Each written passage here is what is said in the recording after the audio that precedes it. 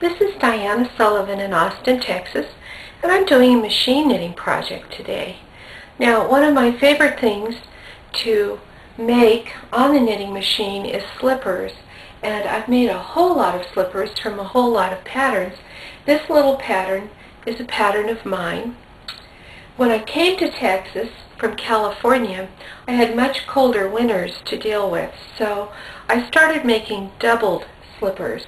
These are made with worsted weight yarn instead of typical machine knitting yarn on a bulky machine, and they are doubled. That is to say, they're fully lined. So if you take the slipper and fold the cuff up, that's how the outside looks. You could also yank the lining out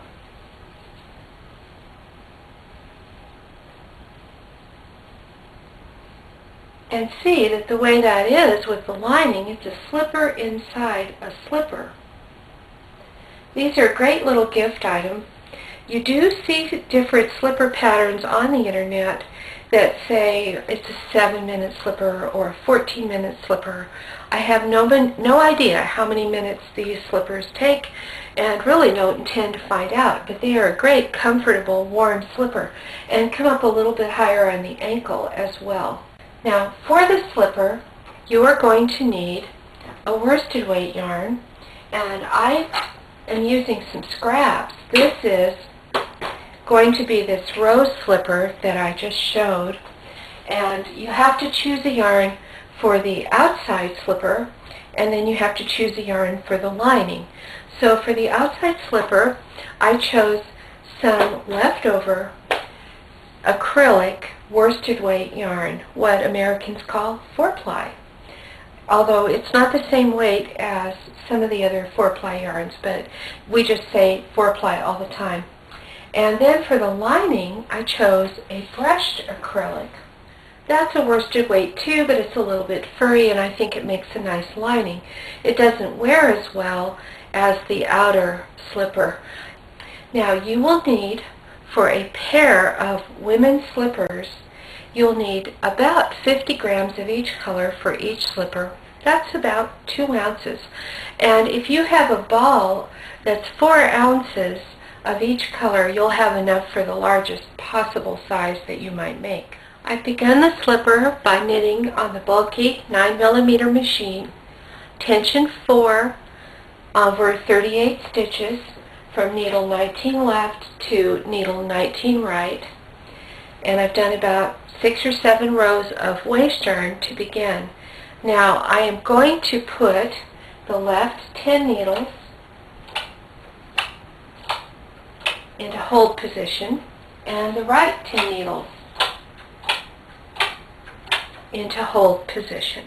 I'm going to begin by knitting the toe in the rose color, and my threading up is going to look a little different because of these needles in hold.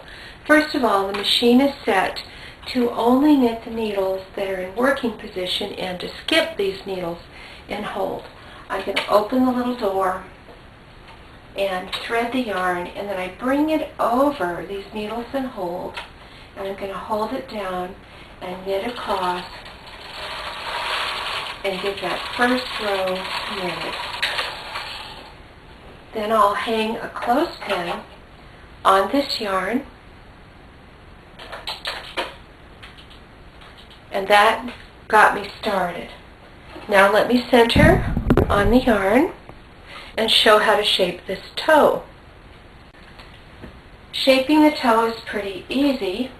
You're just going to bring a needle all the way out to hold position on the left and the right of the needles that are knitting with the pink, and knit from left to right, and do the same thing again. I've hung weights because the center of the knitting is going to get longer than the sides as I short row the toe, and I brought the needles out to hold. I knit across,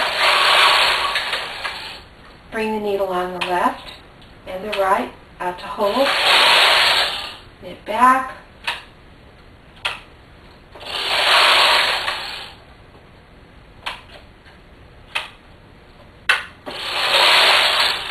for this size, I do this until there are 6 stitches remaining in work. and I knit across. Then I need to adjust those weights.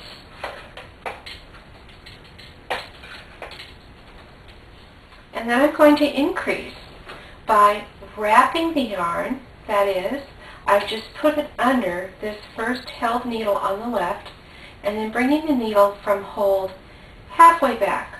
I did that on both sides. I brought it halfway back. Now over here on the right, I'm going to go under that first needle and do my increase. And I will proceed in this fashion until I have all of these center 18 needles, that is all the needles that have pink on them. We'll be back in work.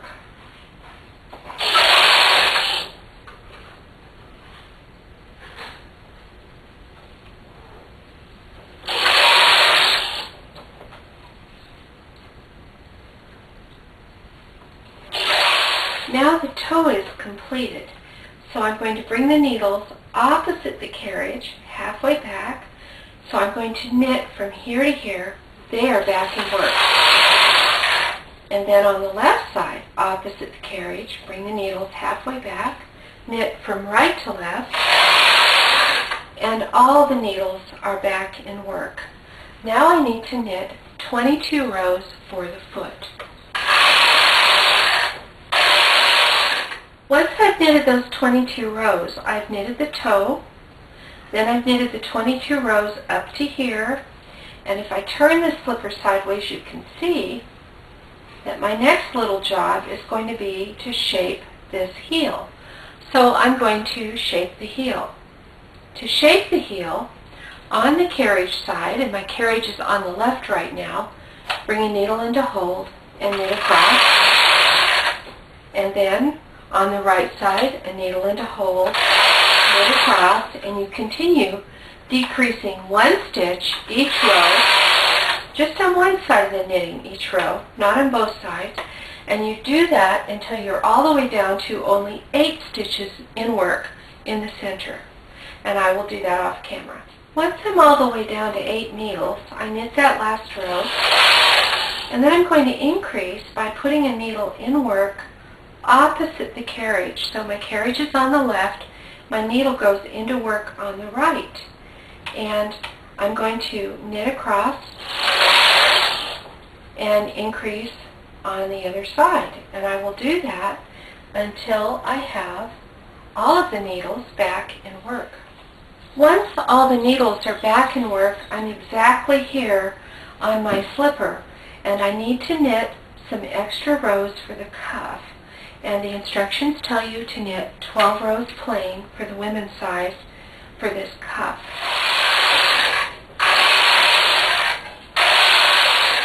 That's it. The outer slipper is made. Now it's time to do the inner slipper, the lining. And I like to leave some thread to sew with later. So I've clipped the rose-colored yarn, and I'm going to hang a clothespin on that.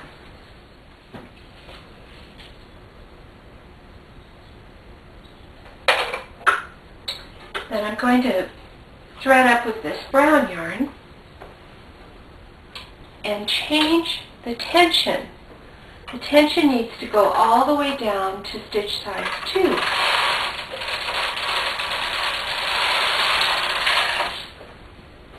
And then I want to hang a clothespin on that yarn.